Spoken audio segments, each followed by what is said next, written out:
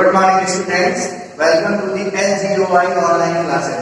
तो स्टूडेंट्स, मैंने आपको पिछले दिन प्रॉपर्टी यानी प्रायिकता चैप्टर पर कंडीशनल प्रॉपर्टी की कुछ थ्योरम और कुछ सवाल छोटे छोटे बताए थे। उस वीडियो में मैंने आपको कंडीशनल प्रॉपर्टी यानी साफ प्रतिबंध प्रायिकता पर कुछ एक दो लैंग्वेज बेस्ड क्वेश्चन भी बताए थे। आज मैं इस वीडियो में लैंग्वेज बेस्ड क्वेश्चन और बता रहा हूँ, इस तरीके के क्वेश्चन पूछे जाते हैं पेपर में। तो मैंने आपको बताया था लास्ट वीडियो में कि अगर आपको कंडीशनल प्रोबेबिलिटी या कोई भी प्रोबेबिलिटी का सवाल लगाना है तो सबसे पहले सवाल को सही से पढ़ेंगे, लैंग्वेज बेस्ड सवाल को सही से पढ़ेंगे और उसका क्या बनाएंगे, सैंपल स्पेस यानी प्रतिदर्श समष्टि। अगर आप प्रतिदर्श समष्टि सवाल की सही बना लेंगे तो फिर सवाल लगाने में दिक्कत नहीं होगी। जैसे लिखा है सवाल, दो सिक्कों को एक बार उछाला जाता है। हमारे पास दो सिक्के हैं, दो सिक्के को एक बार उछाला जाता है। तो बताइए, जब पहले सिक्के को एक बार उछाला जाएगा, सिक्के कैसे हैं, पेयर कॉइन है, पेयर कॉइन अच्छे कॉइन है, मतलब जिसमें एक तरफ हेड है एक तरफ टेल है। तो दो सिक्कों को एक बार उछाला जाता है। तो मान लीजिए हमारे पास दो सिक्के हैं, पहला सिक्का दूसरा सिक्का। तो जब पहले सिक्के को एक बार उछालेंगे तो हेड या टेल आएगा कि नहीं, और जब दूसरे सिक्के को भी उछालेंगे तो हेड या टेल आएगा कि नहीं।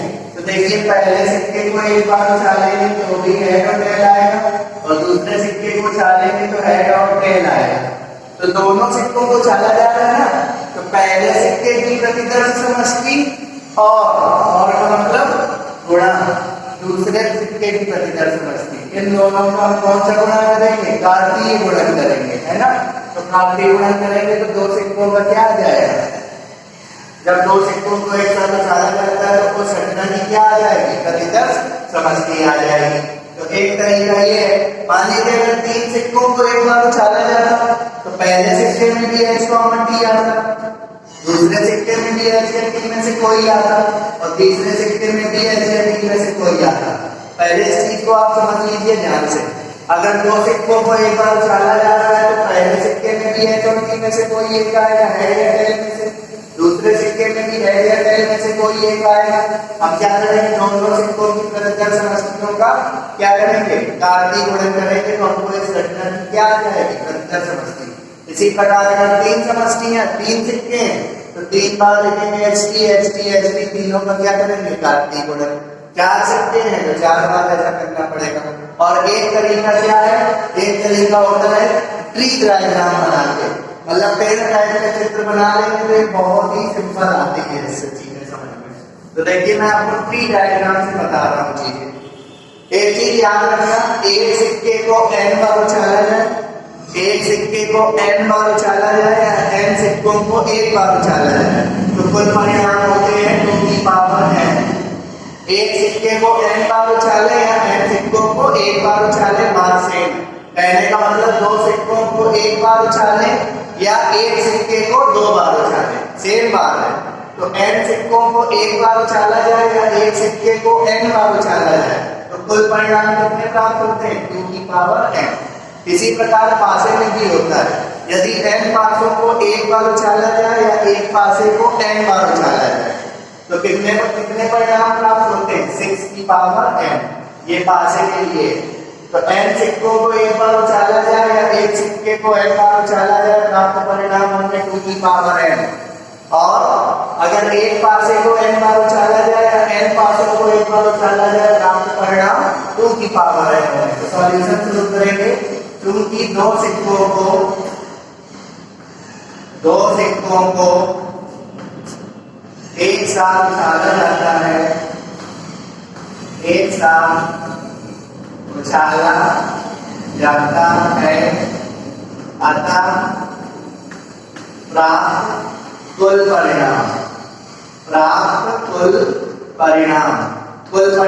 मतलब प्रतिदर्श समष्टि में अवयवों की संख्या। कुल परिणाम का मतलब प्रतिदर्श समष्टि में अवयवों की संख्या ns कितनी होगी, 2 की पावर n सूत्र लगेगा। तो दो सिक्के हैं तो n की जगह तो लिख दीजिए, तो 2 की पावर 2 यानी 4। अगर एक सिक्के को दो बार उछाला जाता तो n की जगह जितनी उछाल है उनको रखा जाएगा। अगर मैं कह देता है एक सिक्के को दो बार उछाला जा रहा है तो फिर इस सूत्र में n की जगह 2 रख देंगे। और दो सिक्कों को एक बार उछाला जा रहा है तो यहाँ सिक्कों की संख्या रखेंगे दो, तो 4 आ गए। अब इसकी प्रतिदर समष्टि क्या होगी? प्रतिदर समष्टि निम्न है कि एग्जैक्टली वो 4 स्थितियां होंगी क्या? प्रतिदर समष्टि निम्न है। तो यहाँ पर हम क्या लिखेंगे? सिक्का। सिक्का, जब सिक्का उछालते हैं तो हमको क्या प्राप्त होता है? या तो हेड प्राप्त होता है या तो टेल प्राप्त होता है। तो सिक्का लिख के एक बार एच की लिखिएगा तो एक बार भी उछालोगे। अब क्या करेंगे? अब यहाँ से 2 ब्रांचें और खोलेंगे एच से, तो यहाँ पर एच की लिख दीजिए, टी से भी 2 ब्रांचें खोलेंगे, यहाँ पर भी एच की लिख दीजिए। तो ये पहली उछाल की स्थिति है, ये दूसरी उछाल की स्थिति है। अगर 3 बार उछाला जाता है तो यहाँ से फिर से 2 ब्रांचें खुलती, एच की, यहाँ से भी खुलती एच टी, यहाँ से एच टी, यहाँ से एच टी। फर्स्ट ईयर में ऐसे 10 समझनी पड़ी थी। तो एच क्या बनेगा? एच बनेगा H comma H, H H, H T comma T H comma T T. ये को कितनी है? 4 है। अब कोई बच्चा इसको नॉर्मल भी समझ सकता है। तो जब 2 सिक्कों को एक बार उछाला जाता है तो दोनों में हेड या टेल आएगा। तो प्रतिदर समष्टि क्या क्या हो सकती है? पहले सिक्के में हेड आ जाए, दूसरे सिक्के में क्या आ जाए? टेल आ जाए, या पहले सिक्के में हेड आ जाए, दूसरे सिक्के में टेल आ जाए। ऐसा भी तो हो सकता है। तो जब 2 सिक्कों को छाल जाएंगे तो पहले सिक्के में टेल भी आ सकता है, दूसरे सिक्के में हेड भी आ सकता है। और या तो एक स्थिति ऐसी बनेगी कि टी कॉमा टी प्राप्त होगा। तो आपको ऐसे याद रखना है। जैसे कहते हैं कि एक सिक्का 3 बार उछाला गया, तो यहाँ पर प्रतिदर समष्टि कैसे बनाएंगे? सिक्का लिखेंगे, पहली बार की उछाल में एच टी, पहली बार की उछाल होगी, दूसरी बार की उछाल में कितने 2 पॉइंट हो गए, यहाँ से ब्रांचें खोलिए एच टी, एच टी, तो ये दूसरी बार की उछाल हो गई। तीसरी बार की उछाल आएगी तो इस एच से एच टी, तो इस टी से एच टी, यहाँ पर इस एच से एच टी और यहाँ पर टी से एच टी, है ना। तो सैंपल स्पेस क्या बनेगा? H H H H H T H T H H T T. ऐसे चित्र में बहुत आसानी से काम हो जाता है। चाहे जितने सिक्के हो आप ऐसा काम कर सकते हैं। और दूसरा तरीका मैंने आपको बताया है काफी गुणा करके। तो ये सैंपल स्पेस बन गया H H H T T H T T. और देखिए सैंपल स्पेस में कितने आ गया? 1 2 3 4। तो देखिए भाई मैंने लिखे थे प्राप्त परिणाम कितने? 4। ठीक है। ऐसे ही मैं आपको पासे के लिए भी बताऊंगा। अब देखिए 2 घटनाएं हैं, निकालना है प्रोबेबिलिटी ई बाई एफ का मान। तो प्रोबेबिलिटी ई बाई एफ का मतलब हमें ई की सापेक्ष प्रायिकता निकालनी है किस पर? एफ पर। और ई और एफ पहले से दे दी गई। ई क्या है? ई घटना जो है 2 सवाल है इसके। तो पहला पार्ट करना है, तो पहले पार्ट के अनुसार देखिए जो ई है वो क्या कह रहा है? कम से कम एक सिक्के पर पट प्रकट हो। पट का मतलब टेल प्रकट हो।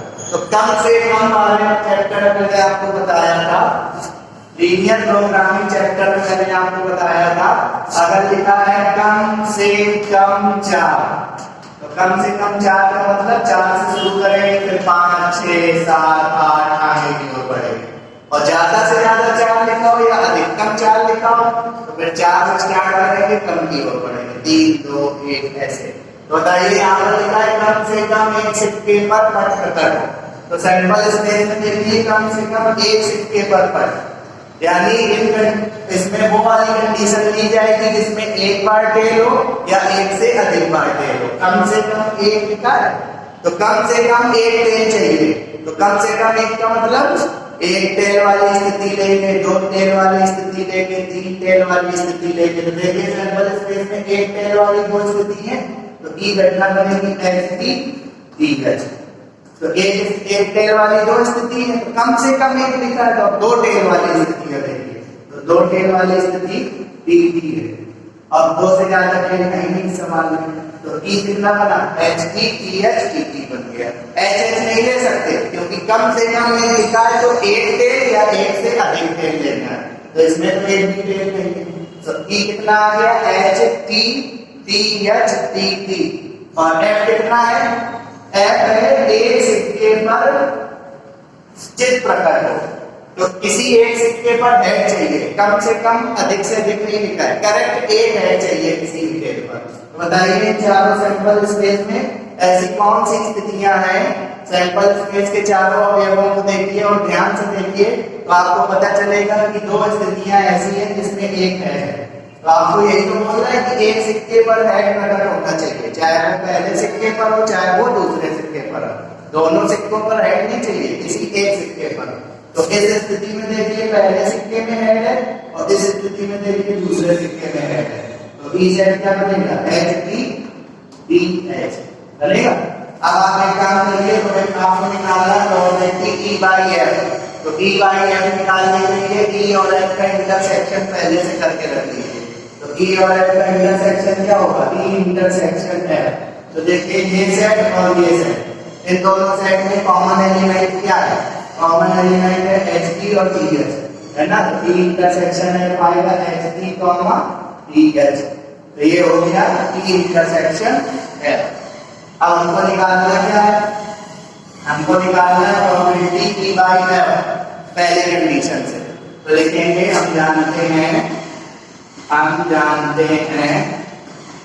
Probability of E by F is equal to क्या सूत्र लगेगा, probability of E intersection F upon probability of F. और प्रोबेबिलिटी ऑफ एफ जीरो नहीं होना चाहिए, या इसका एक और सूत्र लगा सकते हैं।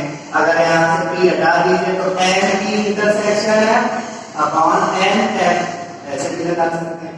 तो बताइए एन की इंटरसेक्शन है तो मतलब इंटरसेक्शन एन कितने अवयव है, दो, अपॉन एन एफ का मतलब एन में कितने अवयव है, दो, 2/2 यानी कितना आंसर आ जाएगा 1। तो प्रोबेबिलिटी ई बाई एफ कितनी आ गई 1। तो प्रोबेबिलिटी ई बाई एफ पहले केस में आ गई 1। अब इसका दूसरा सवाल देखिए, सवाल तो सेम है यानी सैंपल स्पेस नहीं बदलेगा। अब दूसरा सवाल में ई और एफ अलग अलग रखना है। दो सिक्कों को एक बार उछाला जाता है, ये बात कॉमन है पहले सवाल के लिए और दूसरे सवाल के लिए। तो जब दूसरा सवाल लगाएंगे तो सैंपल स्पेस नहीं बदलेगा, क्योंकि दो सिक्कों को एक बार उछाला जाता है। सैंपल स्पेस तो आपको याद है ही, आप सैंपल स्पेस याद कर लीजिए। दो सिक्कों को जब एक बार उछाला जाता है सैंपल स्पेस बनता है। जब दो सिक्कों को एक बार उछाला जाए या एक सिक्के को दो बार उछाला जाए तो ऐसे सैंपल स्पेस बनेगा। यहाँ पर सिक्का लिख के पहली बार उछालिए और दूसरी बार में दो दो ब्रांचें खोल दीजिए। तो ये जो ट्री डायग्राम है वो एक सिक्के को दो बार उछाला जाए या दो सिक्कों को एक बार उछाला जाए ऐसे बनेगा।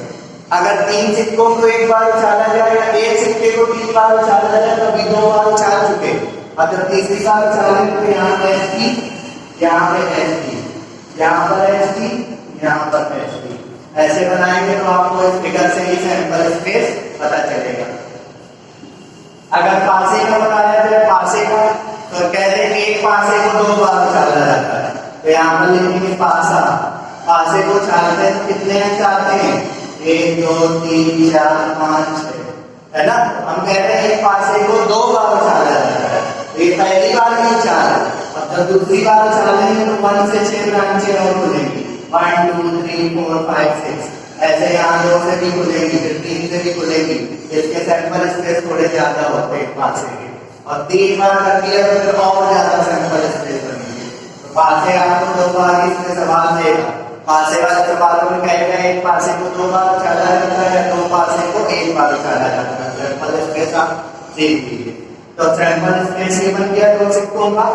अब की बार ये घटना क्या है, अब की बार ये घटना है कोई भी पट प्रकट ना हो, मतलब दोनों सिक्कों में पट नहीं आना चाहिए यानी टेल नहीं होना चाहिए। तो सैंपल स्पेस में देखिए ऐसी कौन सी स्थिति है जिसमें टेल नहीं है दोनों सिक्कों में, पहले सिक्के में भी है दूसरे सिक्के में भी है। ई सेट बनेगा एच कॉमा एच, ठीक है। एफ सेट क्या है, कोई भी चित्र प्रकट ना हो, तो कोई भी चित्र कहां में नहीं है, टी बी, एच नहीं चाहिए घटना में, तो टी बी हो गया। अब हमें निकालना है वैसे प्रोबेबिलिटी ई बाई एफ, तो ई बाई एफ की प्रोबेबिलिटी निकालना है तो ई इंटरसेक्शन एफ तो करना ही पड़ेगा।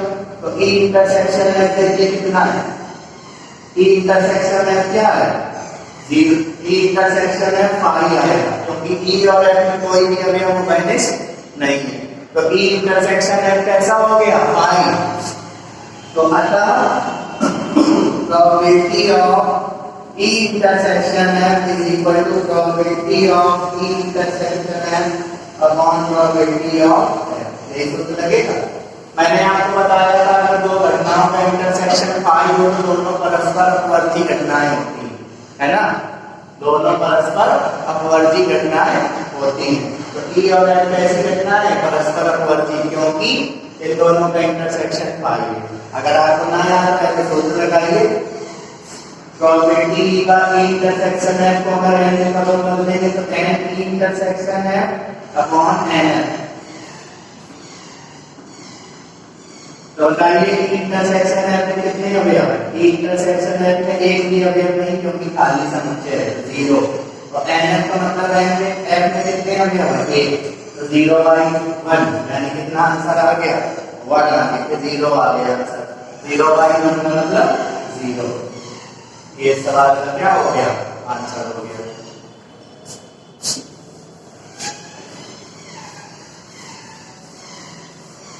नेक्स्ट क्वेश्चन क्या है? नेक्स्ट क्वेश्चन बहुत ही ज्यादा इंपॉर्टेंट है और बिल्कुल सरल सा क्वेश्चन है। अगर आप थोड़ा सा दिमाग लगाएंगे तो ये सवाल बहुत ही सरल है। क्या कह रहा है सवाल? ये सवाल पेपरों में बहुत पूछा जाता है, शॉर्ट में पूछा जा चुका है कई बार। आप देखिएगा 2020 के सेट में ये सवाल पूछा जा चुका है 2018 में। तो 2 का पहले सॉल्यूशन 2 शुरू करते हैं, फर्स्ट पार्ट और सेकंड पार्ट फिर थर्ड पार्ट। क्या कह रहा है? एक दंपत्ति के दो बच्चे, एक दंपत्ति के दो बच्चे, ठीक है। प्रायिकता ज्ञात कीजिए यदि दोनों बच्चे लड़के हैं जबकि ज्ञात है कि बड़ा बच्चा लड़का है।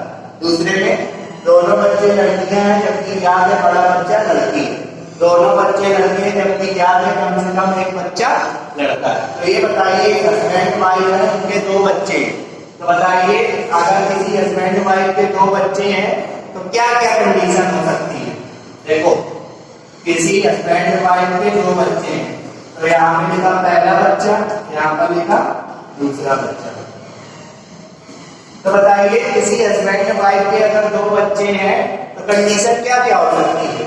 कि पहला बच्चा लड़का हो, दूसरा बच्चा भी लड़का हो। ऐसी कंडीशन बनेगी कि दो में से दोनों बच्चे लड़के हो, या तो पहला बच्चा लड़का हो दूसरा बच्चा क्या हो? लड़की हो। सिंपल सी बात है ये सोचना कि अगर किसी भी व्यक्ति के दो बच्चे हैं तो क्या क्या पॉसिबिलिटी है कि पहले दोनों बच्चे लड़के हो, या पहला बच्चा लड़का हो दूसरा बच्चा लड़की हो, या पहला बच्चा लड़की हो दूसरी बच्चा लड़का हो, या एक कंडीशन और बनेगी कि दोनों बच्चे क्या हो? लड़कियां हो। तो बताइए कितनी कंडीशन बन रही है? 4 कंडीशन बन रही है। ये सोचना ज्यादा कठिन नहीं है। अगर किसी के दो बच्चे हैं तो कंडीशन यही होगी, या तो दोनों बच्चे लड़के हो, या तो पहला बच्चा लड़का हो दूसरा बच्चा लड़की हो, या तो पहला बच्चा लड़की हो या तो दूसरा बच्चा लड़का हो, या तो दोनों ही लड़कियां हो, है ना। तो एक दंपत्ति के दो बच्चे हैं तो दो बच्चों में से या तो दोनों क्या हो सकते हैं? लड़कियां। तो पहले बच्चे लड़की है तो G1 G2, और लड़कों की स्त्रियों को माने ले रहे हैं B1 B2। समझ रहे हैं ना? तो सिंपल सी बात है, इसका हम सैंपल स्पेस बनाने जा रहे हैं। तो लिखेंगे माना बच्चों के लड़का होने की स्थिति, माना बच्चे यदि लड़के हैं, यदि लड़के हैं तो B1 तथा B2। B1 का मतलब पहला लड़का और B2 का मतलब दूसरा लड़का। मान लीजिए कि अगर दोनों दंपत्ति के लड़के हैं, बच्चे दो ही प्रकार के लड़के या लड़कियां, तो दो बच्चे हैं। अगर दोनों बच्चे लड़के हैं तो B1 B2 ले लिया। अगर दोनों बच्चे लड़कियां हैं तो पहली लड़की को G1 दूसरी लड़की को G2। और हम ये मान के चल रहे हैं कि इन दोनों लड़कों में B1 बड़ा है B2 से, और इन दोनों लड़कियों में G1 बड़ी है G2 से। ये मान के चल रहे हैं क्योंकि बड़े छोटे की बात होती है। तो मान रहे हैं कि जो दंपत्ति के दोनों बच्चे हैं या तो लड़के होंगे या तो लड़कियां होंगे। तो दो लड़के होंगे तो B1 B2, और दो लड़कियां होंगी तो G1 G2। बड़े लड़के को B1, छोटे लड़के को B2। बड़ी लड़की को बड़े लड़की को क्या G1 और छोटे लड़के को B2। या G2। समझ में आ रहा है? तो अब देखिए इसका सैंपल स्पेस क्या बनेगा। तो प्रतिदर्श समष्टि, प्रतिदर्श समष्टि। तो किसी भी दंपत्ति के अगर दो बच्चे हैं तो इसकी कंडीशन है कि या तो दोनों बच्चे लड़के होंगे, पहला बच्चा भी लड़का दूसरा बच्चा भी लड़का, B1 B2, या तो पहला बच्चा लड़का होगा दूसरा बच्चा क्या होगा लड़की, तो B1 G2, या तो पहला बच्चा लड़की होगी, पहला बच्चा क्या होगी लड़की, या तो पहला बच्चा लड़की होगी दूसरा बच्चा क्या होगा लड़का, B1 B2, है ना। और या तो दोनों बच्चे क्या होंगे लड़के और दोनों बच्चे क्या होंगे लड़की होंगे। सिंपल सी बात है, अगर किसी व्यक्ति के दो बच्चे हैं तो पहला बच्चा लड़का दूसरा बच्चा भी लड़का, पहले बच्चे कंडीशन को 1 से दिखा रहे हैं, दूसरे बच्चे कंडीशन को 2 से दिखा रहे हैं। तो जो पहला बच्चा है वो बड़ा लेके चल रहा है, दूसरे बच्चे को छोटा लेके चल रहे हैं। तो पहला बच्चा यानी लड़का, दूसरा बच्चा भी लड़की, तो बी होगी तो लिखना है पहला और दूसरा तो 1 2, है ना। पहला बच्चा लड़का दूसरा बच्चा लड़की, तो ये पहला बच्चा लड़का है बी, दूसरा बच्चा लड़की है तो जी, और पहला दूसरे की बात हो रही तो ये 1 ये 2। फिर पहला बच्चा लड़की हो सकती है दूसरा बच्चा लड़का हो सकता है ना। तो G1 G2 और लास्ट में G1 G2 ऐसी कंडीशन बन जाएगी। तो NS बराबर बताइए कितना हो गया 4।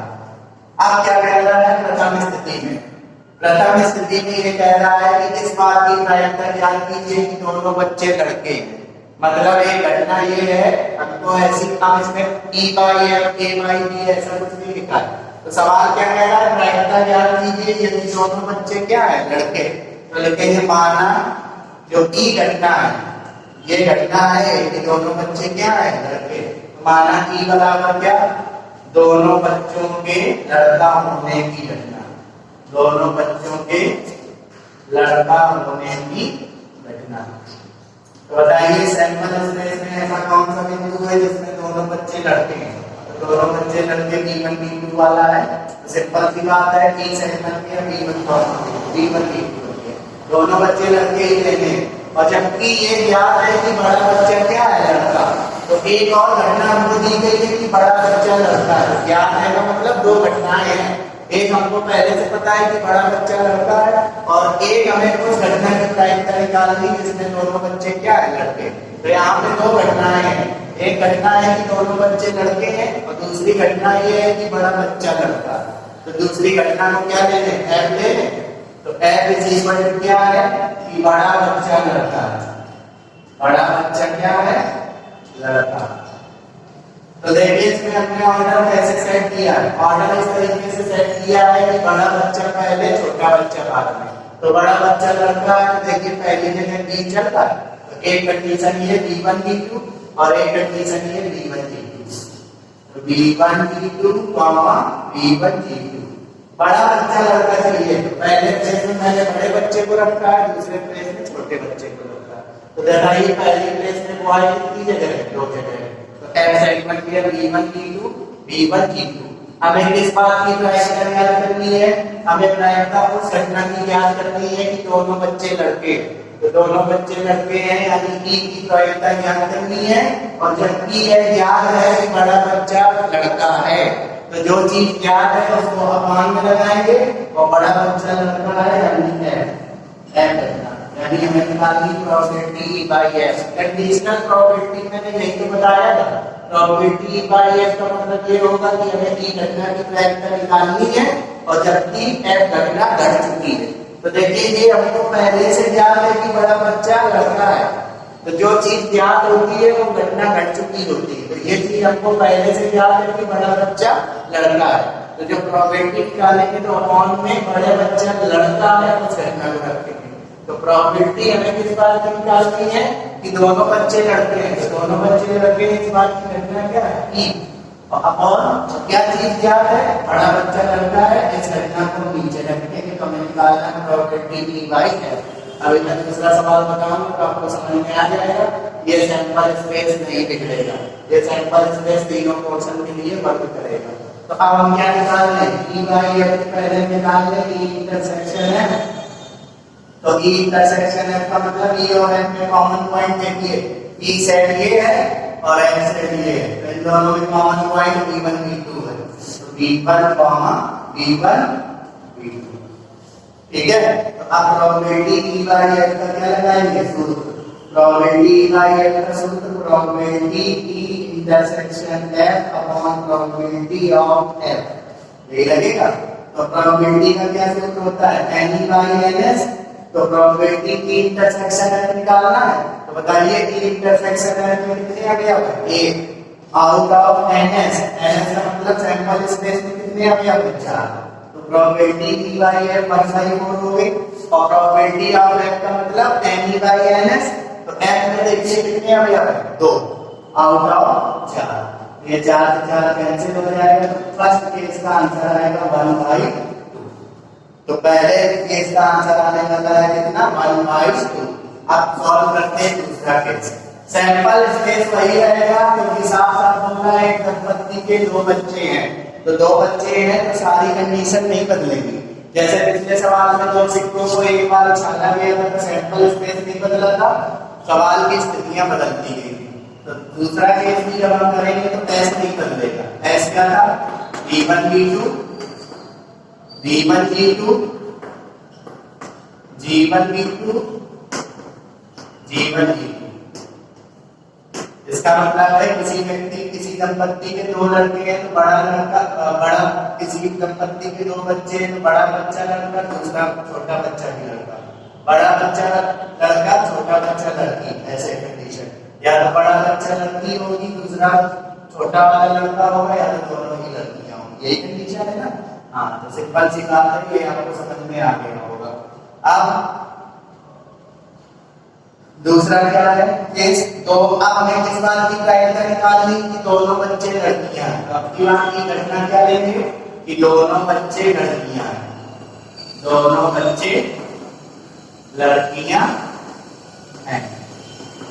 बताइए दोनों बच्चे लड़कियां हैं, ऐसा कौन सा पॉइंट है, g1 g2 वाला। तो ई सेट माना g1 g2। अगला क्या है, अगली घटना क्या है जो ज्ञात है। जो घटना ज्ञात है वो अपॉन में रहेगी, जैसे मैंने पीछे बताया। याद है कि बड़ा बच्चा लड़की है, तो घटना क्या है कि बड़ा बच्चा लड़की है। तो देखिए सैंपल स्पेस में बड़ा बच्चा लड़की है, इसका मतलब पहली जगह जी कहाँ पे आ रहा है, पहली जगह g1 b2 और g1 b2। तो f कितना है, g1 b2 और g1 b2। तो हमें किस चीज की प्रायिकता निकालनी है, हमको फिर से प्रायिकता निकालनी है किस बात की, दोनों बच्चे लड़कियां हैं, लड़की ऊपर रहेगा, और ये चीज क्या है कि f घटना घट चुकी है। तो प्रोबेबिलिटी बाई f फिर से निकालनी है। तो प्रोबेबिलिटी बाई f निकालने के पहले आप ई इंटरसेक्शन f निकालिए। ई इंटरसेक्शन f क्या होगा, ये ई सेट है, ये f सेट है, तो दोनों में एक कॉमन पॉइंट है g1 g2। तो ई इंटरसेक्शन f हो गया g1 g2। ठीक, अब फिर से हम probability of e by f का क्या लगाएंगे, सूत्र लगाएंगे। तो probability of e by f is equal to probability of e intersection f upon probability of f। तो किसी भी घटना की प्रायिकता कैसे निकाली जाती है, n by ns से। तो probability of e intersection f कैसे निकलेगी, n e intersection f upon ns। तो n e इंटरसेक्शन f का मतलब e इंटरसेक्शन f में कितने अवयव, एक। आउट ऑफ सैंपल स्पेस में कितने अवयव है, सैंपल स्पेस में 4 अवयव। प्रोबेबिलिटी ऑफ f, अब की बात देखिए f सेट में कितने अवयव है, 2। आउट ऑफ सैंपल स्पेस कितना, 4। तो फिर से इसका आंसर कितना आएगा, 1/2। कंडीशन बदली की और f की, लेकिन आंसर सेम आया।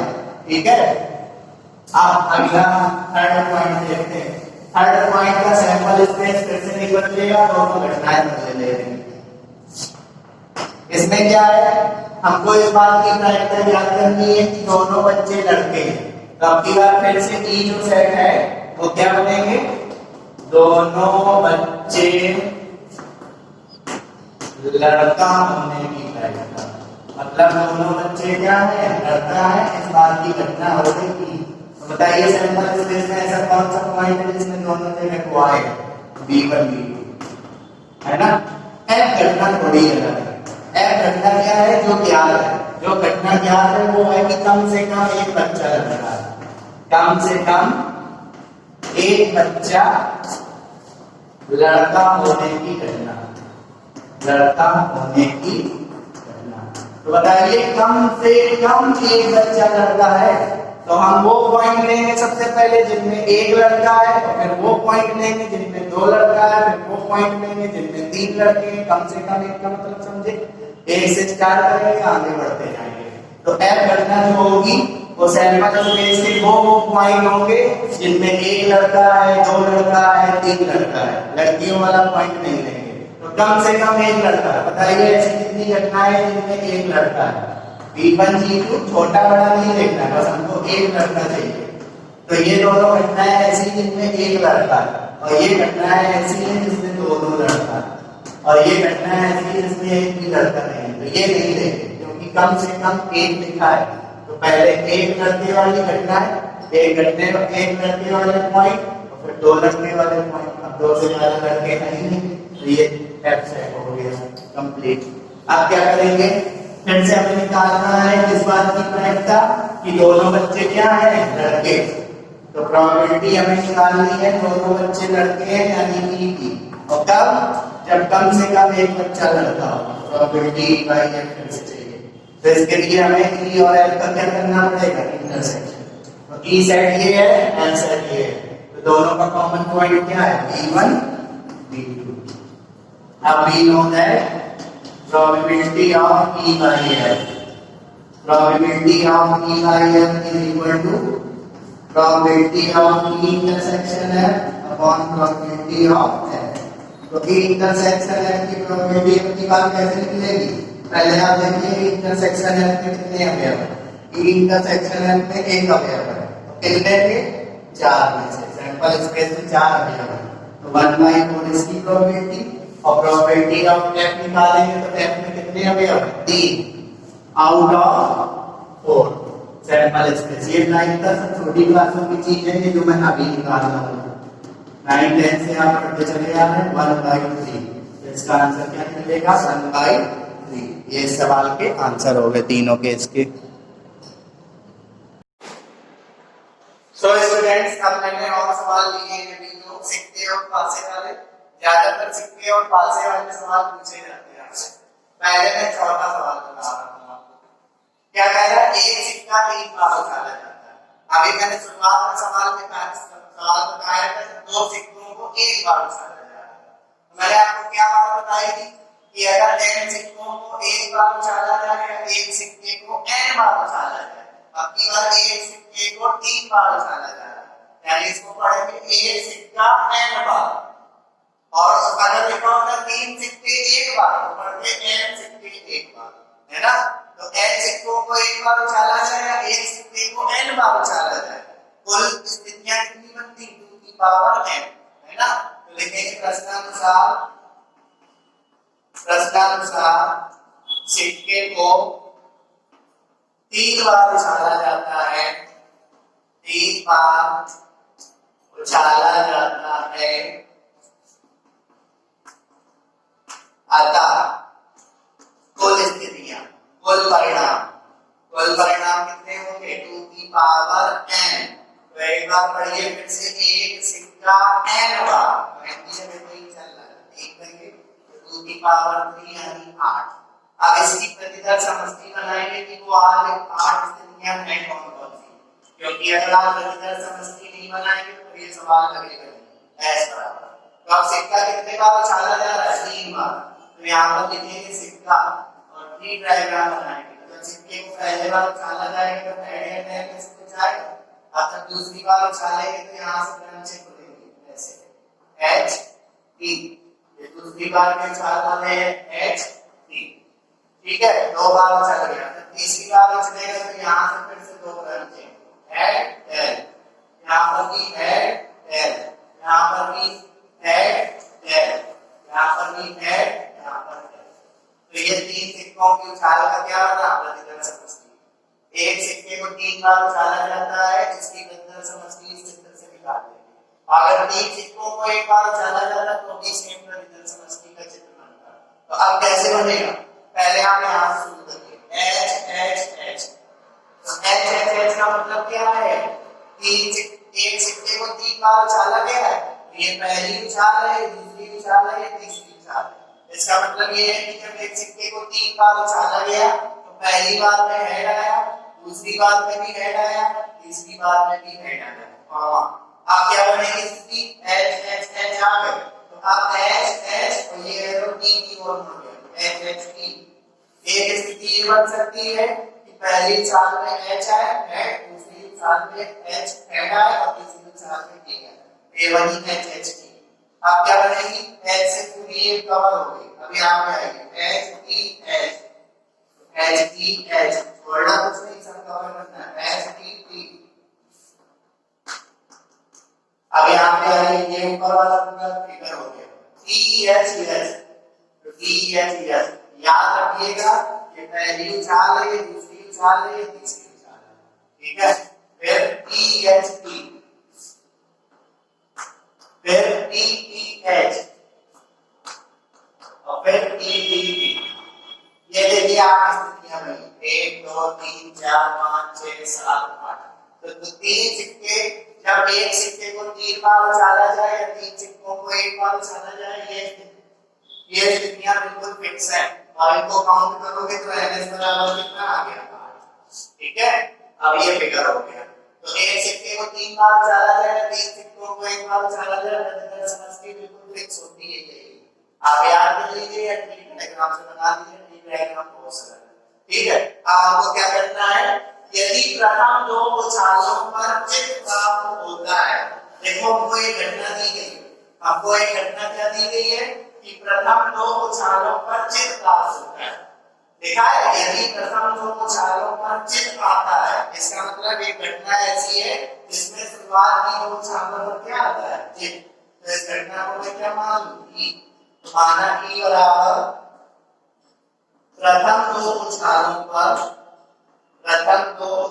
पर चित्त आने की घटना, चित्त आने की घटना। तो अब आप सैंपल स्पेस में ध्यान से देखिए और आप ये ऑब्जर्व करिए कि शुरुआत में 2 जगह हेड कहां पे आया है, तो 2 एच, 2 चालों में एच चाहिए, शुरुआत की 2 चालों में पहली जगह एच, दूसरी जगह एच, कितनी बार है, तो एक पॉइंट ये है जिसमें शुरुआत में 2 जगह एच है, तो ई सेट जब बनेगा तो एच एच एच लिया जाएगा कंडीशन के अनुसार। यहां पर भी शुरुआत में 2 जगह है तो एच एच की पॉइंट भी लिया जाएगा। यहाँ पर नहीं, पहली जगह है, दूसरी जगह है, शुरुआत की 2 जगह बोला था, ये पहली और तीसरी उछाल में है, हमको चाहिए पहली और दूसरी उछाल में है, तो ये नहीं लिया जाएगा, ये भी नहीं लिया जाएगा, ये भी नहीं लिया जाएगा, ये भी नहीं लिया जाएगा, ये भी नहीं लिया जाएगा, ये भी नहीं लिया जाएगा, सिर्फ 2 ही पॉइंट बने, शुरुआत के 2 उछालों पे हेड आ जाए, ऐसी घटना सिर्फ 2 ही है सैंपल स्पेस के अनुसार, ठीक है। ये घटना बनी। तो तीसरी उछाल में चित्त आने की प्रायिकता, तो अब एक घटना और बोला, उसने एक घटना बोला कि अपनी बार तीसरी उछाल में चित्त आए, इस घटना की क्या निकालो प्रायिकता, देखा तीसरी उछाल में चित्त आने की प्रायिकता क्या कीजिए।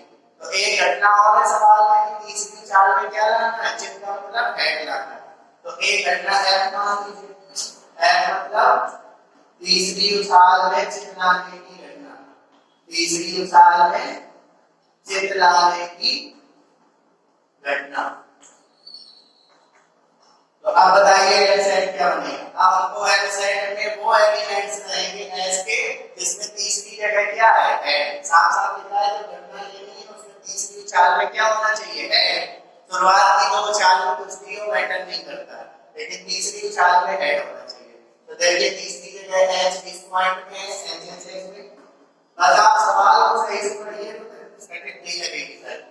और यहाँ पर बताइए एच तीसरी जगह कहां पर है, इस पॉइंट में, और तीसरी जगह आपको एच चाहिए, शुरुआत की 2 जगह चाहे कुछ भी हो मतलब नहीं। यहाँ पर भी देखिए, अच्छा ये पॉइंट मैंने लिख लिया, तीसरी जगह एच चाहिए, तीसरी जगह एच की एच एच में, और तीसरी जगह एच कहां पर है ई की एच में, ई की एच में, तो ई और एफ सेट दोनों बन गए। तो सवाल क्या कह रहा है, तीसरी उछाल में चित्त लाने की प्रायिकता निकालनी है, तो तीसरी उछाल में चिपलाने की घटना कौन सी है? तीसरी उछाल में चिपलाने की घटना F है। तो हमें प्रायिकता निकालनी है F की, तो प्रोबेबिलिटी F की निकालनी है। और ये घटना पहले से हमको ज्ञात है कि प्रथम दो उछालों पर चिप आता है। ये घटना तो हमको पहले से पता है कि प्रथम दो उछालों पर क्या आता है, चिप। तो प्रोबेबिलिटी F की निकालनी है कब? जब प्रथम दो उछालों पर चिप आ चुका है, यानी अपॉन प्रथम दो उछालों की घटना की। इस सवाल के अनुसार हमें निकालना है प्रोबेबिलिटी F by E। तो प्रोबेबिलिटी F by E निकालना है तो हमें F और E का क्या करना होगा? इंटरसेक्शन। तो F और E का इंटरसेक्शन करेंगे। तो ये है हमारा F सेट, ये F सेट है और ये E सेट है। दोनों में देखिए कॉमन पॉइंट क्या है? कॉमन पॉइंट है H H H, बस और कुछ नहीं। ये H H T है और ये H H T नहीं है, ये T H H है, याद रखिए। तो ये F इंटरसेक्शन ही आ गया H H H। तो आपको निकालनी probability E by probability F by E। We know that probability of F by E is equal to probability F intersection E upon probability of E, है ना? तो बताइए अब F intersection E की प्रायिकता कैसे निकलेगी? पहले आप ये देखिए F intersection E में कितने अवयव? एक, तीन नहीं है, पूरा एक है, एक। आउट ऑफ सैंपल स्पेस में कितने थे? 8, 1/8। और प्रोबेबिलिटी E by E की प्रोबेबिलिटी क्या होगी? E सेट में दो अवयव आउट ऑफ 8, तो 8 से 8 कैंसिल हो जाएगा, तो इसका आंसर कितना आ जाएगा? 1/2 आंसर आ जाएगा। अब अगला सवाल पासे वाला है। तो एक पासे को दो बार उछाला जाता है, तो दो को अगर n बोले तो एक पासे को n बार उछाला जाता है। मैंने आपको बताया है कि एक पासे को n बार उछाला जाए या n पासों को एक बार उछाला जाए, कुल परिणाम कितने होते हैं? 6 की पावर n। ये तो हमको पता है, लेकिन इसका सैंपल स्पेस एग्जैक्टली होगा क्या, वो कैसे बनाएंगे? तो इसका हल है कि क्योंकि एक पासे को दो बार उछाला जाता है, दो बार उछाला जाता है, अतः कुल परिणामों की संख्या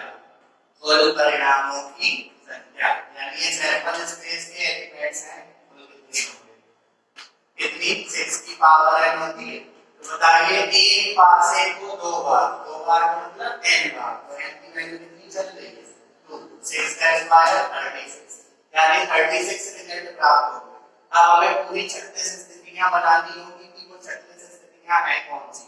अगर वो नहीं बनाएंगे तो आप आगे का सवाल नहीं लगा पाएंगे। तो इसके लिए हम क्या करेंगे?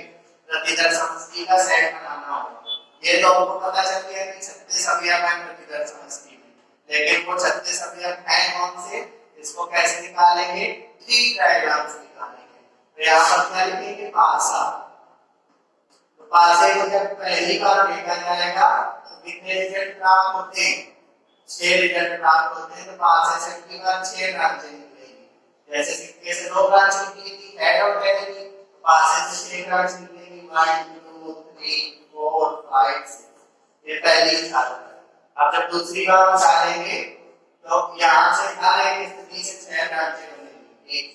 एक से बनेगी, 2 से भी 6 ब्रांचें, 3 से भी 6 ब्रांचें, 4 से भी 6 ब्रांचें, 5 से भी 6 ब्रांचें और 6 से भी 6 ब्रांचें बनेंगी। और 6 ब्रांचों का नाम लिखिए 1 2 3 4 5 6। यहाँ पर भी 1 2 3 4 5 6, यहाँ पर भी 1 2 3 4 5 6, यहाँ पर भी 1 2 3 4 5 6, यहाँ पर 1 2 3 4 5 6, ज्यादा हो गया। यहाँ पर 1 2 3 4 5 6, ये दो पासों की उछाल का ट्री डायग्राम। अगर एक पासा दो बार उछाला जाए या दो पासे एक बार उछाले जाए तो यही चित्र बनेगा। अब इससे देखिए सैंपल स्पेस देखना कितना सरल है। समुच्चय का सिंबल लगाया, पहले एक से शुरू करें, 1 1 1 2 1 3 1 4 1 5 1 6 और ये सब कॉमा में लिखे जाएंगे। तो 1 comma 1 1 comma 2 1 comma 3 1 comma 4 1 comma 5 1 comma 6। इसका मतलब ये है कि जब एक पासे को दो बार उछाला गया, पहले पासे में एक आया, दूसरे पासे में भी एक आया। मतलब एक पासे को जब दो बार उछाला गया तो पहली उछाल में भी एक आया, दूसरी उछाल में भी एक आया। एक कंडीशन बन सकती है कि जब एक पासे को दो बार उछालेंगे तो पहली जगह एक आ जाए और दूसरी उछाल में क्या आ जाए दो। वैसे करके कोई स्थिति आप देखेंगे। तो एक बार स्थिति देखिए, आप दो से देखिए कितने एरो निकल रहे हैं, कहां निकल रहे हैं। 2 1 2 2 2 3 2 4 2 5 2 6 3 1। ऐसे देखते जाइए चित्र में कहां दिख रहा है। 3 2 3 3 3 4 3 5 3 6 4 1 4 2 4 3 4 4 4 5 4 6 5 1 5 2 5 3 5 4 5 5 5 6 6 1 6 2 6 3 6 4 6 5 6 6। ये टेस्ट सैंपल स्पेस बन गया। इसमें कितने पॉइंट है? 36 पॉइंट है। लिख लीजिए 1 2 3 4 करके 36 पॉइंट। तो आप सैंपल स्पेस अगर बन गया है तो हमको सवाल बनाने में दिक्कत नहीं होगी। पूरा सवाल पढ़िए। आपको हमने इतना बता दिया कि अगर एक पासे को दो बार उछाला जाता है तो सैंपल स्पेस आप बना के रखिए। तो सवाल पढ़िए पूरा। और अंकों का योग 6 प्राप्त होता है। सवाल को एक बार फिर से पढ़ते हैं। जब एक पासे को दो बार उछाला जाता है और अंकों का योग 6 प्राप्त होता है, यानी ये घटना है कि जब एक पासे को दो बार उछाला जाता है और उस घटना को सिलेक्ट किया जाता है जिसमें अंकों का योग कितना है 6। तो ये एक घटना है। एक घटना ये है कि पासे में आने वाली दोनों अंकों का योग 6। सवाल कह रहा है, ध्यान से पढ़िए, अंकों का योग 6 प्राप्त होता है, यानी ये एक घटना है। ये कौन सी घटना है कि पासे में आने वाले दोनों अंकों का योग कितना है 6। तो अब आप ढूंढिए सैंपल स्पेस में हर एक पॉइंट पे ढूंढिए ऐसा कौन सा पॉइंट है जिसके दोनों अंकों को जोड़ने पर क्या आ रहा है 6 आ रहा है।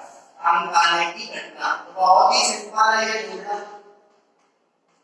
देखिए ये देखिए 2 और 4 6 होता है ना। 1 और 5 6 होता है, 3 और 3 6 होता है, 4 और 2 6 होता है, 5 और 1 6 होता है। तो ये सारे पॉइंट ऐसे हैं जिनमें अंकों का योग कितना है 6। तो ई सेट में कौन कौन से पॉइंट होंगे? ई सेट में होंगे 1 5 2 4 3 3 4 2 और 5 1। बाकी किसी भी पॉइंट पे अंकों का योग 6 नहीं आप चेक कर सकते हैं। सिर्फ ये 5 पॉइंट ऐसे हैं सैंपल स्पेस के इनमें अंकों का योग कितना है 6। ये है। एफ घटना एक और है। इस घटना की प्रायिकता ज्ञात कीजिए। अब एक घटना सवाल में और बन रही है, उस घटना को मान लिया है। तो एफ घटना की हमें प्रायिकता निकालनी है और एफ घटना है क्या कि संख्या 4 की जो संख्या 4 है कम से कम एक बार आनी चाहिए। तो जो एफ घटना है वो 4 अंक कम से कम एक बार आने की घटना। इसका मतलब है कि ये जो घटना है एफ घटना ये इस प्रकार परिभाषित है कि हमको 4 अंक चाहिए। 4 अंक मतलब 4 चाहिए और कम से कम एक बार, मतलब कम से कम एक बार 4 जरूर होना चाहिए। हमको ऐसे पॉइंट लेने तो कम से कम एक बार 4 का मतलब हमको वो पॉइंट लेंगे जिसमें एक बार 4 हो या जिसमें दोनों बार 4 हो। कम से कम एक बार 4 चाहिए। तो हमको इस सैंपल स्पेस के वो पॉइंट लेने जिनमें कम से कम एक बार 4 हो या 2 बार 4 हो, या 3 बार 4 हो, या 4 बार 4 हो, है ना? तो बताइए सबसे पहले वो पॉइंट ढूंढिए जिनमें 1 बार 4 है। तो 1 बार 4 वाला पॉइंट 1,4, फिर क्या आएगा 2,4, है ना? फिर क्या आएगा 3,4, एक बार 4 में से ढूंढना है, फिर आएगा 4,1, फिर क्या आएगा 4,2, फिर क्या आएगा 4,3, एक बार भी 4 ढूंढना ही है, छोड़ देंगे। फिर क्या आएगा 4,5, फिर क्या आएगा 4,6। अब यहाँ पर देखिए एक बार 4 कहाँ पे 5,4 में, और यहाँ पर देखिए 6,4। तो ये सारे पॉइंट है जिनमें एक बार 4 है, लेकिन कम से कम एक बार लिखा है, यानी एक बार 4, 2 बार 4, 3 बार 4 ऐसे होते हैं। तो एक बार 4 है इन पॉइंटों में, और 2 बार 4 किन पॉइंटों में 4,4 में। 2 बार 4 है कि नहीं, और 3 बार 4 है कि नहीं। तो बस यही से बात हो जाएगी। तो ये सेट आ गया। अब हमको सवाल क्या कह रहा है? हमको सवाल कह रहा है कि इस घटना की प्रायिकता ज्ञात कीजिए कि संख्या 4 कम से कम एक बार आई। तो संख्या 4 कम से कम एक बार आई है, इस घटना का नाम क्या है? f। तो हमें प्रायिकता निकालनी है f की। कब? जब एक घटना पहले और लेके घट चुकी है कि अंकों का योग 6 प्राप्त होता है। ये तो हमको पहले से पता था। तो f के अपॉन में अंकों का योग 6 प्राप्त होता है। वो घटना कौन सी है? की। तो फिर से हमें प्रोबेबिलिटी निकालनी है f बाई p, है ना? तो f बाई p की प्रोबेबिलिटी निकालने के पहले हम क्या करेंगे? हम f और e का क्या निकालेंगे? इंटरसेक्शन निकालेंगे। तो आप हम निकालेंगे f और e का क्या? इंटरसेक्शन। तो f intersection e is equal to, देखिए f और e में कॉमन पॉइंट क्या है? ये f सेट है और ये e सेट है। कॉमन पॉइंट देखिए 1, 2,4 दिख रहा है, तो 2,4 हो गए दोनों जगह। और ये देखिए एक आपको 4,2 दिखेगा, और बस एक 2,4 है और एक 4,2 है। 2,4 और 4,2 ये हो गए दोनों में, है ना स्टूडेंट्स? तो स्टूडेंट्स f इंटरसेक्शन e आ गया 2,4 और 4,2। अब हम जानते हैं कि no that probability f by p, probability f by p। सवालों को आपको ढंग से पढ़ना होगा, पहले तो सवाल पूछ गया था। तो probability f intersection e upon probability of p, तो probability f by p is equal to f intersection e की प्रोबेबिलिटी कैसे निकालेंगे? पहले ये देखिए f इंटरसेक्शन e में कितने अवयव हैं? 2 आउट ऑफ 36, सैंपल स्टेट में 36 थे। प्रोबेबिलिटी ऑफ e कैसे निकालेंगे? e में कितने अवयव हैं? 2, 3, 4, 5 आउट ऑफ 36। ये 36 से 36 कैंसिल हो जाएगा, आंसर आएगा 2/5, यानी इस सवाल का आंसर हो गया 2/5। ऐसे लगाते हैं इन सवालों को। सो स्टूडेंट्स अब मैं आपको बता रहा हूं स्वतंत्र घटनाएं। स्वतंत्र घटनाएं, इंडिपेंडेंट इवेंट्स, इंडिपेंडेंट इवेंट्स। स्वतंत्र घटनाएं क्या होती हैं? देखिए स्टूडेंट, जो स्वतंत्र घटनाएं होती हैं वो 2 घटनाएं होती हैं। समझ लें, 2 घटनाएं स्वतंत्र घटनाएं कब होती हैं? तो माना कैपिटल ए तथा कैपिटल बी 2 घटनाएं हैं, 2 घटनाएं हैं जो कि किसी प्रतिदर्श समष्टि, किसी प्रतिदर्श समष्टि एस से संबंधित है। और ये जो घटनाएं होंगी ये किस प्रकार के परीक्षण द्वारा बनेगी? ये यादृच्छिक परीक्षण के द्वारा बनेगी। अर्थात ए उपसमुच्चय होगा एस का, बी भी उपसमुच्चय होगा एस का। ए और बी 2 घटनाएं हैं। घटनाएं क्या होती हैं? घटनाएं होती है उपसमुच्चय किसका? सैंपल स्पेस का। तो ए तथा बी घटनाएं स्वतंत्र घटनाएं कहलाएंगी, स्वतंत्र घटनाएं कहलाएंगी यदि probability of A intersection B is equal to probability of A into probability of, याद रखिएगा अगर दो घटनाएं हैं A और B तो ये A और B घटनाएं स्वतंत्र घटनाएं कब कहलाएंगी, जब A इंटरसेक्शन B की प्रायिकता A की प्रायिकता तथा B की प्रायिकता के गुणनफल के बराबर होती है। एक बार फिर मैं बता रहा हूँ, दो घटनाएं स्वतंत्र घटनाएं कब कहलाती हैं, जब उन दोनों घटनाओं के सर्वनिष्ठ की प्रायिकता उन घटनाओं की प्रायिकता के गुणनफल के बराबर होती है। तो आपको ये याद रखना है कि अगर दो घटनाएं A और B स्वतंत्र घटनाएं हैं तो क्या कंडीशन बनेगी, probability of A intersection B is equal to probability of A into probability of B। और मैं आपको कई चीजें बता चुका हूँ कि यदि A और B दो परस्पर अपवर्ती घटनाएं हैं तो A intersection B is equal to क्या होता है 5 और probability of A intersection B is equal to क्या होता है 0, है ना। तो ये याद रखिएगा। अब इसका एक दूसरा अर्थ भी होता है, ये तो गणितीय रूप में है, ये रूप याद करना ज्यादा सरल है कि दो घटनाएं A और B स्वतंत्र घटनाएं कब कहलाएंगी, जब A इंटरसेक्शन B की प्रायिकता A की प्रायिकता तथा B की प्रायिकता के गुणनफल के बराबर हो। दूसरी डेफिनेशन क्या है, दो घटनाएं परस्पर स्वतंत्र घटनाएं कहलाती हैं, परस्पर स्वतंत्र घटनाएं कहलाती हैं यदि एक घटना के घटित होने पर एक घटना के घटित होने पर दूसरी घटना की प्रायिकता पर कोई प्रभाव न पड़े। एक घटना के घटित होने पर दूसरी घटना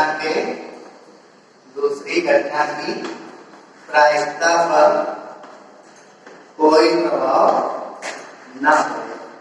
तो स्टूडेंट्स ये डेफिनेशन है दूसरी, ना पड़े कि दो घटनाएं एक दूसरे की दो घटनाएं परस्पर स्वतंत्र घटनाएं कब कहलाती हैं, जब उन दोनों में से कोई एक घटना घटे तो दूसरी घटना की प्रायिकता पर कोई प्रभाव ना पड़े। तो दो घटनाएं परस्पर स्वतंत्र घटनाएं कहलाती हैं यदि एक घटना के घटित होने पर दूसरी घटना के प्रायिकता पर कोई भी प्रभाव नहीं पड़ना चाहिए। मतलब जितना पहले उसकी प्रायिकता थी उतना ही बाद में भी प्रायिकता होनी चाहिए। अब इसको एग्जांपल से मैं समझा रहा हूँ कि ये कैसे बन जाएंगे कि स्वतंत्र घटनाएं हैं। तो देखिए मैं एक एग्जांपल ले रहा हूँ, अपने मन से एग्जांपल आपको बता रहा हूँ, आप समझेंगे ये घटनाएं हैं स्वतंत्र की नहीं। तो देख लीजिए, मान लीजिए मेरे पास एक बैग है, ये एक बैग है, इस बैग में छह हमारे पास काली गेंद है, 6 ब्लैक बॉल्स है। कितनी ब्लैक बॉल्स है, 6 ब्लैक बॉल्स है और तीन या 5 ले लीजिए, 5 व्हाइट बॉल है। तो 6 ब्लैक बॉल है और 5 व्हाइट बॉल है। ध्यान से समझिए, इसको मैं पूरा लिख के नहीं बता रहा हूँ, ऐसे ही बता रहा हूँ एग्जांपल की मदद से। मान लीजिए मेरे पास एक बैग है, उस बैग में ये 6 काली गेंदें हैं और ये जो 5 है वो सफेद गेंदें हैं। तो टोटल बॉल्स कितनी होंगी, टोटल बॉल्स 11 हुई कि नहीं, 6 काली और 5 सफेद, तो टोटल बॉल्स 11 होगी।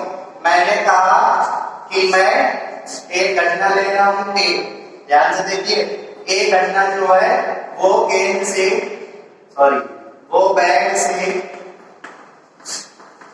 एक सफेद गेंद निकालने की घटना है, एक सफेद गेंद निकालने की। अच्छा चलिए छोड़िए, इसको बताइए।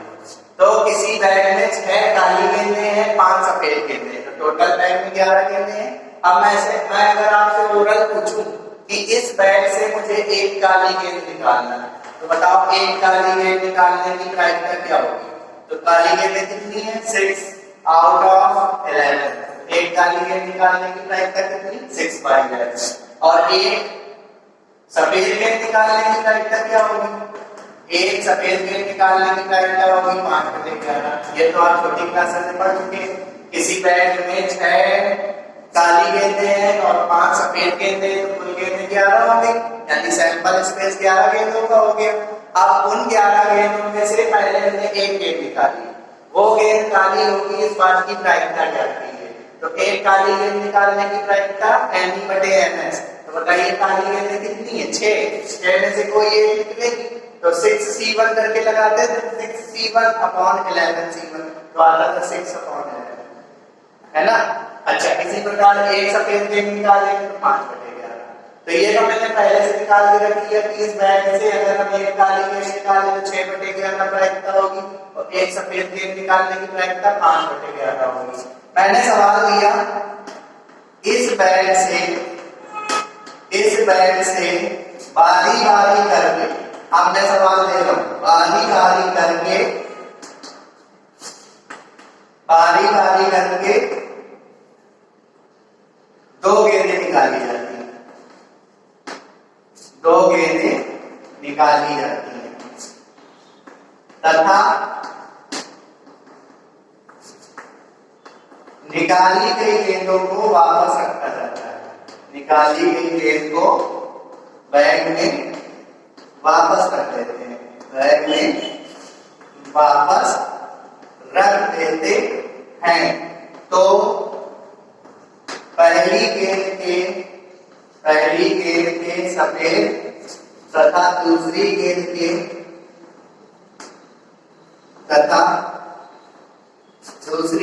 के काली होने की प्रायिकता जाती है। दूसरी गेंद के काली होने की प्रायिकता जाती है।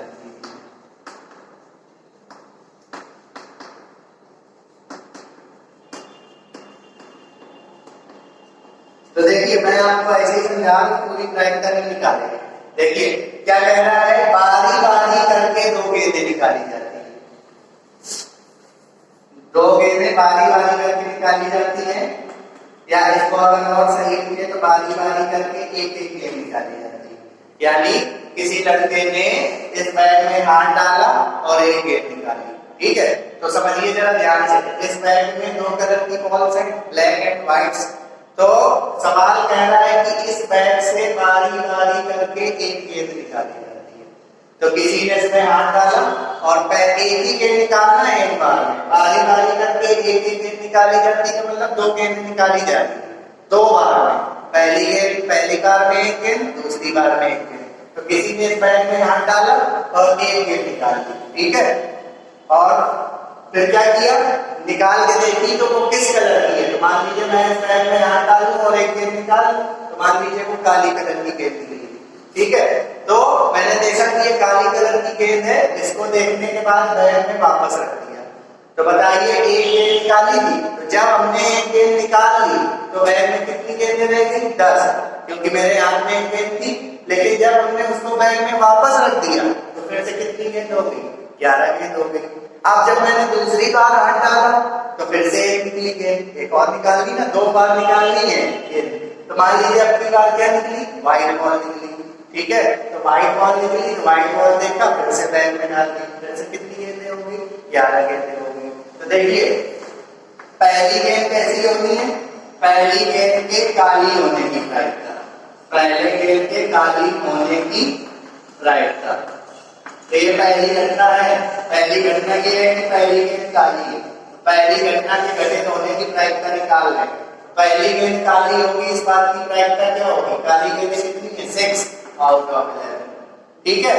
पहली गेंद काली निकली, उसके बाद हमने उस गेंद को वापस रख दिया क्योंकि हमको फिर से एक गेंद निकालना है ना। तो दूसरी बार में, अब जब दूसरी बार में आएंगे तो दूसरी बार में जो बॉल निकालनी है वो कौन सी निकालनी है, पहली गेंद के सफेद होने की प्रायिकता। पहली गेंद सफेद निकाली थी तो सफेद होने की प्रायिकता 5/11, और दूसरी बार में जो गेंद निकाली गई है वो कैसी है, दूसरी गेंद के काली होने की प्रायिकता। तो बताइए जो हमने गेंद पहली बार में निकाली थी सफेद, उसको बैग में वापस रख दिया था, तो वापस नंबर ऑफ बॉल्स 11 होंगे। अब उस 11 बॉल्स में एक बॉल चाहिए कौन सी? काली। तो काली गेंद की प्रायिकता कितनी होगी? 6/11 होगी कि नहीं? अच्छा बताइए सवाल की शुरुआत में काली गेंद की प्रायिकता कितनी थी? 6/11। और अब जो काली गेंद निकाली वो भी उसकी प्रायिकता कितनी है? 6/11। पहली घटना कौन सी घटित हो चुकी है? सफेद गेंद निकालने की घटना। तो देखिए इसमें दो घटनाएं घट गई, पहली गेंद सफेद, दूसरी गेंद काली। तो पहली घटना जब घट चुकी तो पहली घटना के घटने पर, यानी पहली घटना के घटने में प्रायिकता 5/11 उससे मैटर नहीं है। पहली घटना के घटने पर दूसरी घटना के घटने की प्रायिकता पर कोई प्रभाव नहीं पड़ना चाहिए। तो हमने जब पहली बार में सफेद गेंद निकाली तो पहली बार में सफेद गेंद निकाल ली, ये पहली घटना घट गई। अब जब पहली बार में सफेद गेंद निकाल ली तो फिर अगली घटना घटी कि दूसरी गेंद हमको कौन सी निकालनी? काली। तो ये जो दूसरी गेंद की काली होने की प्रायिकता है ये 6/11 और पहले भी सफेद गेंद होने की प्रायिकता, पहले भी काली गेंद होने की प्रायिकता कितनी थी? 6/11। यानी एक घटना के घटित होने पर दूसरी घटना के घटित होने की प्रायिकता पर कोई प्रभाव नहीं पड़ा। इसकी प्रायिकता पहले भी 6/11 थी, अब भी 6/11 थी। तो ये जो कंडीशन है वापस रख देने वाला सब, ये जो हमने गेंद को प्रतिस्थापित कर दिया बैग में वापस, इस कंडीशन से ये चीज क्या बन गई? ये दोनों घटनाएं बन गई स्वतंत्र घटनाएं। लेकिन हम कहते हैं कि निकाली गई गेंद को बैग में वापस नहीं रखते। मैं इसी सवाल में कहती हूँ निकाली गई गेंद को बैग में वापस नहीं रखते, मतलब जो गेंद निकाल ली उसको बैग में वापस नहीं रखना है। तो बताइए पहली गेंद के सफेद और दूसरी गेंद के काली होने की प्रायिकता। तो पहली गेंद सफेद निकालनी है तो अभी तो बैग में 11 गेंदें थी, है ना? तो आपने एक गेंद हाथ डाल के निकाली और वो कौन सी गेंद निकली? सफेद। तो सफेद गेंद होने की प्रायिकता तो 5/11। लेकिन जब आप दूसरी बार में काली गेंद निकालने जाएंगे तो इस भाषा को पढ़िए, निकाली गई गेंद को वापस नहीं रखते। यानी जो सफेद गेंद आपने निकाली थी, मान लीजिए ये वाली सफेद गेंद निकाली थी, ये अब बैग में वापस नहीं रखी है। तो अब बताइए नंबर ऑफ बॉल्स कितनी हो गई? 10 हो गई। सैंपल स्पेस गड़बड़ा गया। तो उसमें क्या था? जो निकाली गई गेंद थी तो वापस रखने देना था, यानी पहले भी 11 गेंदें थी और तब भी 11 गेंदें थी, तो प्रायिकता पे कोई प्रभाव नहीं पड़ा था। लेकिन अब जो व्हाइट गेंद आपने पहली निकाली है उसको बैग में वापस नहीं रखना है। तो बताइए जब ये व्हाइट गेंद अगर आपने निकाल ली इसको वापस नहीं रखेंगे तो बैग में कितनी गेंदें दिख रही है? 10। उस 10 में से दूसरी गेंद को क्या दिखाना है? काली। तो बताइए अब इस स्थिति के अनुसार दूसरी गेंद के काली होने की प्रायिकता, इस स्थिति के अनुसार दूसरी गेंद के काली होने की प्रायिकता, तो काली बॉल तो 6 है, नो डाउट काली बॉल 6 है, लेकिन एक व्हाइट बॉल कम हो चुकी है क्योंकि जो व्हाइट बॉल निकाली है वो बैग में वापस नहीं रखी गई है। तो बताइए अब बैग में कितनी गेंद है? 10। तो अब बताइए काली गेंद की प्रायिकता कितनी होगी? 6/10 और पहले कितनी थी? 6/11। अब इस कंडीशन के अनुसार देखिए कि एक घटना के घटित होने पर, यानी पहली गेंद के सफेद होने पर दूसरी गेंद के काली होने की प्रायिकता में प्रभाव पड़ गया। जब पहली गेंद सफेद निकल गई थी पहली कंडीशन में तो काली गेंद की प्रायिकता 6/11 थी, यानी डिस्टर्ब नहीं हो रही थी क्योंकि पहले भी चेक कर चुके इसकी प्रायिकता 6/11 आनी चाहिए। लेकिन जब हमने ये कंडीशन लगा दी कि निकाली गई गेंद को बैग में वापस नहीं रखते, तो जब दूसरी गेंद को आपने काली निकाला तो 6/10 और सवाल में कितनी थी काली गेंद की प्रायिकता? 6/11। तो जब कभी प्रतिस्थापन वाले सवाल होंगे कि चीज निकाल के वापस रख दी जा रही है तो जो घटनाएं बनेगी तब स्वतंत्र होंगी, लेकिन अगर निकाली गई चीज को वापस नहीं रखेंगे तो फिर जो घटनाएं होंगी स्वतंत्र घटनाएं नहीं होंगी। तो ये जो लैंग्वेज लिखी है इसके अनुसार पहली गेंद के सफेद और दूसरी गेंद के काली होने की घटना स्वतंत्र घटनाएं नहीं है। लेकिन अगर हम कहते हैं निकाली गई गेंद को बैग में वापस रखते हैं तो फिर ये जो दोनों घटनाएं हैं वो स्वतंत्र घटनाएं नहीं।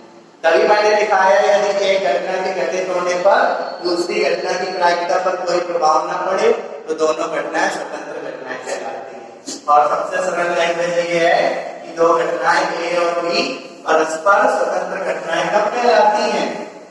जब probability of A intersection B is equal to probability of A into probability of B. So students, अपना जो सवाल लिया हुआ है स्वतंत्र घटनाओं पर आधारित, देखिए क्या कहता है। चारों पार्ट निकालने हैं इसके।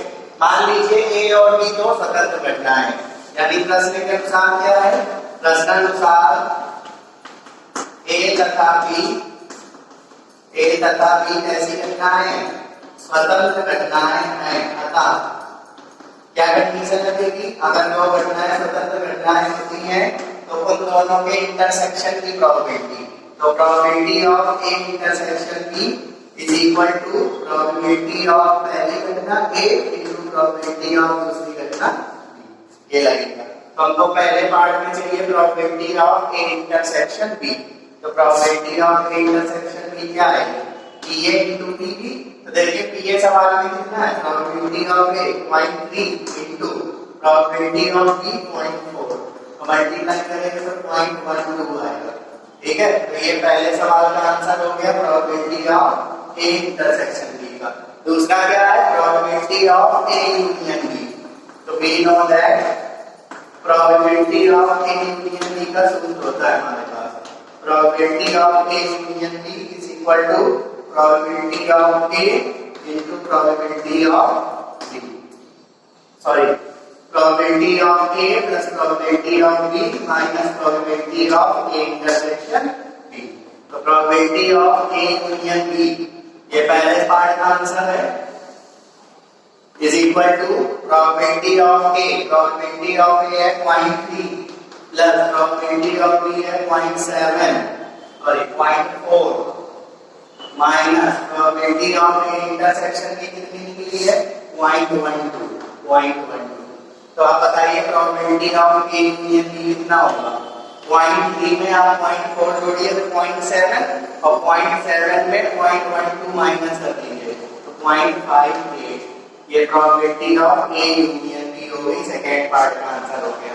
थर्ड पार्ट में क्या है, थर्ड पार्ट में मैंने निकाला है probability of A by B, तो probability of A by B का सूत्र क्या होता है, probability of A intersection B upon probability of B, बताइए probability of A intersection B कितना है, probability of A intersection B है 0.12 upon probability of B कितना है, probability of B है 0.4, है ना। तो जब आप डिवाइड देंगे तो पॉइंट में 0.4 के बाद एक जीरो बढ़ा दीजिए तो 40 हो जाएगा, पॉइंट से पॉइंट हट गया, डिवाइड देंगे तो 0.3 आएगा, ठीक है।